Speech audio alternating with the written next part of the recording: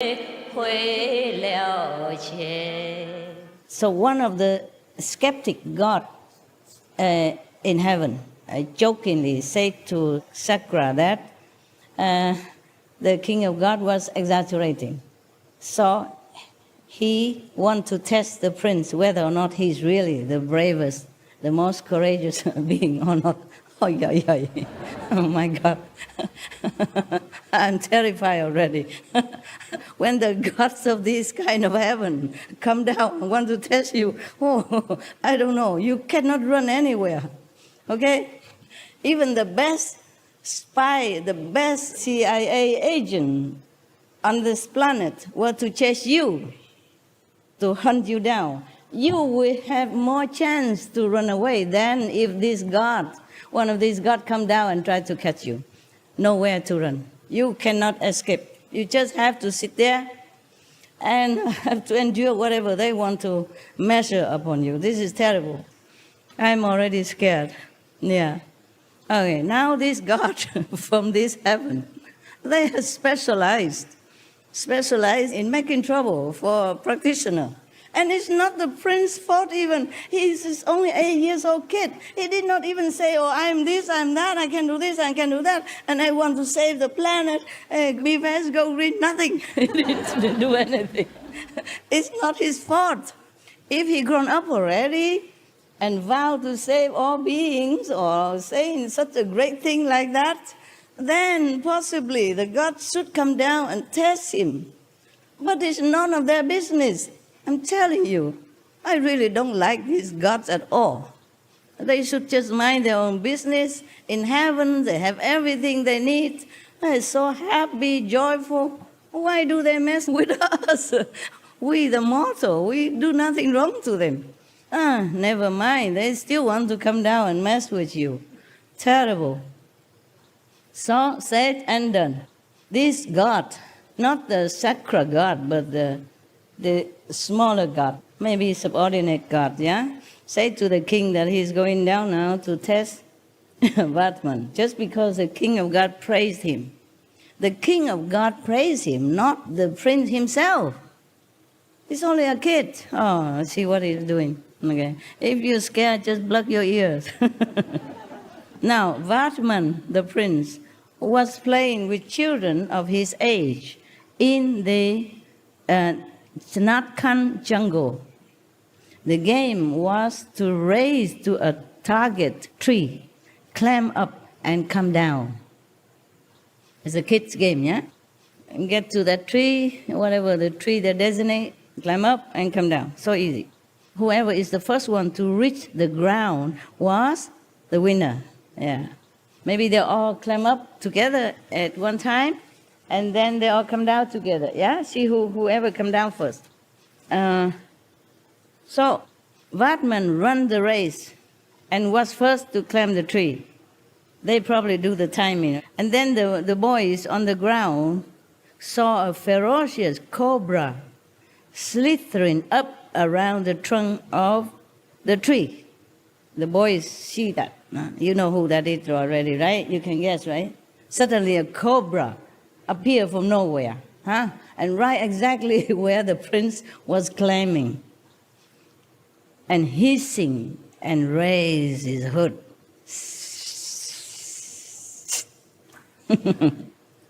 The boy started trembling with fear and run away. Yeah. From a safe distance, they run away far away already from the cobra, and they shouted to the prince, Vatman, do not come down. There's a black serpent on the tree trunk. Don't come down. Vatman, already on his way down, saw the snake and also heard the call of his friends. He shouted back, be quiet, don't be afraid. So he jumped down. The snake followed him and hissing and leaped at Vatman, jumped at him. Yeah. With astonishing agility, the prince caught the snake by the hood and with a jerk threw it away like a piece of rope. He caught him. Wow. as we would thought. After this, the boys started playing another game. This game called Tindushak. This game was also a race to a target tree. The winner was to ride piggyback on the losers and return to the base. So whoever loses have to carry the winner on his back and then run all the way with the winner on the back, run back to the base. The god who had come to test Vatman also joined the group in disguise as a boy. Okay? In the game, when Vatman won, the god got Vatman on his back and started back to the base. The god was the loser then, one of the losers, so he has to carry Vatman on his back and run back to the base. Yeah. But on the way, he transformed himself into a giant. With the prince on his back, the god flew into the sky. Big giant carried the prince, flew into the sky. The boys shouted with fear, "Vatman! Vatman!" But the prince was very undaunted. Hit the giant with his mighty fist. Boom! The god cried. the giant god cried with pain. Probably he know where to hit, nah? Maybe here or eyes or whatever. I don't know where he hit, but the god was crying in pain and had to land back on the ground. Vatman jumped from his back, but the culprit disappeared, and in his place appeared a god who begged Vatman's forgiveness. I like that. I like that very much. So, I don't know if I should like it, because we're not supposed to hit somebody else or anything, but this guy, he deserved it. He messed up, and he's bigger than Vatman. So I think it's okay. If it were me on this giant back, I would also probably given him some of my kung fu. Yeah. Yeah, he has no business to go there and mess with the kids' game, and then took him to the sky, scaring all the kids like that, right? Bad boy. So the god came down and then kneel on the floor and begged the prince to forgive him. Fine, I like that. Now, Indra, I want to test him as well. Oh, there's a next test now. My God, what is this? His life has to be tested all the time. What for? Now, in the school, when Vatman entered the 9th year of his age, his parents thought that it was time to impart martial and formal education befitting a Kshatriya boy to him. Kshatriya, the high class of India, and there are 4 classes. Kshatriya is the top class, yeah? The class of the warrior, yeah, of royalty. Well, I don't think it's the first one. I think the first is Brahman, no? Any India, help me? First is Brahman. Brahman, second is Kshatriya. Okay, correct, yeah. Lucky I remember, otherwise he was laughing at me, see that? Thank you. Yeah, I'm not Indian, you see, and I know all this since I was younger. And long time I don't use this kind of knowledge. For what? Yeah. I'm not Indian, and even Indian people not often remember these things. They have many other things to learn nowadays, especially learn computer and stuff. Nobody care about Brahma or Kshatriya or whatever the class. But in India, when you go to India, you still have to be mindful of these classes. You don't touch the Brahman class, okay? You don't touch their things. You don't try to go too near to them or utter something that's disrespectful. Even if you go in their kitchen, your shadow is already making trouble for you. If you cast your own shadow in their kitchen, for them it means contamination, pollution, yeah, and different kind, spiritually, and they don't like that. So therefore, the prince had to learn martial, not just formal education, but martial art as well. because he's a Shastra class, okay? Warrior, yeah. They decided to send him to school. So when he went to the school, he offered his respect to the teacher, just like any other ordinary student. In spite of having all worldly knowledge since his birth already, by offering respect to his teacher, Vatman honored the age-old traditional ideals. Even if he knows everything already, but he went to school, he must offer respect to his teacher. Just the same like every other child, huh? You maybe prostrate in front of the teacher, maybe 1 time, 2 times, 3 times, depends. And then you make some offering, yeah? That means you accept him as your teacher and you respect him. You prostrate to his feet, yeah? To show respect and obedience, yeah. Many of the Asian countries have this tradition. Maybe nowadays they don't do that anymore. But in some area, possible still have some little tradition left. Remember last year, there was one Vietnamese old man got initiation, and he wanted to prostrate to me 3 times. He kept insisting that it's a tradition, Vietnamese tradition. You have to prostrate to your teacher 3 times. But I said, no, here nobody prostrate to nobody. So please don't do that. He was very reluctantly not doing it. You know, he would have loved to do it with all his heart. I can see that. But I don't want to make it into a tradition here. Imagine 1,000 people just got initiation, and then I just sit here for 1 hour long, waiting for the prostration to finish. Huh? Understand? How do I have time to read books for you? I have to read book at home already. Check out if it's worthy to offer it to you. I read other books also, but it was too complicated. So I did not bring it here. I bring this one. It's a very good book. It's simple. Even child and adult can enjoy it. Yeah. And I don't have to explain a lot. All I do is just know how to read English. Simple. So nowadays maybe we cut that, yeah? But in the Buddha's time, they still do that, yeah? And whenever any of the students wanted to ask Buddha some question, Buddha time it is written in the sutra, but I guess in every other tradition in India, about Buddha's time, or nowadays even, they still prostrate to the guru, to the master, when they want to ask something, or when they first came in to greet him. When they came visit, not just the first time, but whenever they came visit the master, they bow to the master. And whenever they take leave, they do the same. I think we better not do anything, because if I let him do it, then everybody else would like to do it. And knowing you will take your time, and you will keep looking, and you try to do it very slowly, and 1 extra bow and 2 extra bow, and then, my God, it will take forever.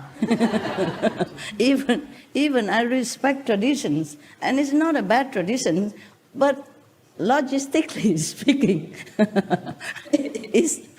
it's not practical. Okay, huh? Yeah, I know many of you also want to do that. You keep asking me, but no. Okay? No is no. N-O, no. We don't need this kind of respect. We respect inside, okay? We respect by keeping the precept, by being vegan, by meditating diligently, yeah? And really trying to abide by the master teaching and try to go home. That is a real respect. Outer respect, anybody can do. Inside respect is harder. Yeah, I want the inside respect, and the proof of the respect, not just bowing on the floor. Anybody can do that. But believe me, after I die, they probably make a statue out of me and put me somewhere, and then people will still come bowing, because at that time I cannot forbid them. I cannot say anything. Right, so the teacher gave him the first lesson of the alphabet. Vatman listened silently. After some time, the teacher called him and asked, "Prince, you are just idling. why don't you repeat the lesson and try to memorize it? Yeah. The same like my father told me when I was young. Why don't you ever study anything at home? I say, I know it already by heart. So I read it to him, and then he believed me. Yes. I read without a book, yeah? Without a book. So in reply, Vartman recited the full alphabet for the teacher. The teacher was very, very surprised. While he was trying to fathom the surprising capacity of the little boy, an old man, an old Brahmin with a tilak on his forehead. Yeah, you know, tilak, right? India people, they put some red dot in front of your forehead here, between the eyebrow, a little bit up. Good idea, no? That was a tradition before. The teacher would have put something here, yeah, so that the disciple always remember the third eye. So they reminded each other, huh? Or when they look in the mirror, seeing the tilak in front of the forehead, they would not forget where to concentrate. Yeah, it's a good idea. Everything you know of value is inside you. So whatever I told you outside, I told you already, it's just pastime, no? It's worldly knowledge. Whatever truly divine knowledge is imparted to you without language, without words. So you have that already, yeah? And every time you come to see me, I just entertain you. So now we continue with the prince. So the teacher was very surprised and was trying to really understand the magnitude of this boy's intelligence and capacity. So there was one old Brahmin with the tilak on his forehead enter the school. Yeah, one day. The teacher greeted him and offered a seat. The Brahmin asked some complex question on grammar. The teacher could not reply and remained silent, looking down in shame. He cannot answer. Yeah. So the Brahmin smiled and said, Acharya, please do not bother yourself. Teacher, don't worry, Maybe I will ask this little new student of yours. Maybe he can solve my problem. If you allow me, may I ask him? The prince, yeah. So the teacher consented, and the old Brahmin put the complex questions before Vardaman. Yeah. Little Vardaman, without hesitating, gave correct and appropriate answers. The teacher stared dumbfounded at the little boy. The Brahmin smiled and said, Acharya, teacher, please, Acharya, don't feel insulted. You are not aware that the sun of knowledge of this era is present before your very eyes as Prince Vardaman. He is the future Lord Mahavira Swami, the omniscient. Nothing he cannot do. So, it is believed that Indra compiled his questions and Vartman's answers into a book named Indra Vyadaran, the grammar of the Indra. Indra is another god, yeah? Maybe lower than Chakra, but also very powerful, okay? He's lower than Chakra, right, or higher? Lord of Rain. Huh? Lord of Rain, yeah. Lower than the Chakra. But he's still very powerful, also capable of testing. Beware of all these gods. They are not always very friendly. I don't know why they're so scared of us practitioners. The real practitioners will be always tested since little already, with all kind of things. Maybe centipede bite or some sickness or some kind of scary situation and family trouble, when you were little already, they already test you how you solve this family problem for your parents even, when parents are helpless. how you help them also. I had also some cases like that. Yeah. So they even compile these questions and answers into a book. Yeah, I mentioned already. Okay, this is two gods have tested Vardhaman. Yeah, two. But these are nothing. These tests are nothing, believe me, compared to the one that Lord Mahavira had to endure afterward in his adult life and in his ascetic life, seeking the truth. The more determined you are to help humankind, or help all beings, the more tests you will have to undergo. And not everyone passed the test. That's why we don't have many masters. Because some tests are very, very severe, above human endurance and intellect and capacity. Okay, now they are talking about Mahavira's family. Okay, we will finish that. And tomorrow we will talk about his life as a monk, okay? Ascetic monk. Not just normal monk, but ascetic monk. Extremely ascetic. Yeah. After you heard the story about his asceticism, you feel very, very lucky and grateful to be able to sit here on a soft cushion and a clean floor and have a roof and have aircon and fan and whatever.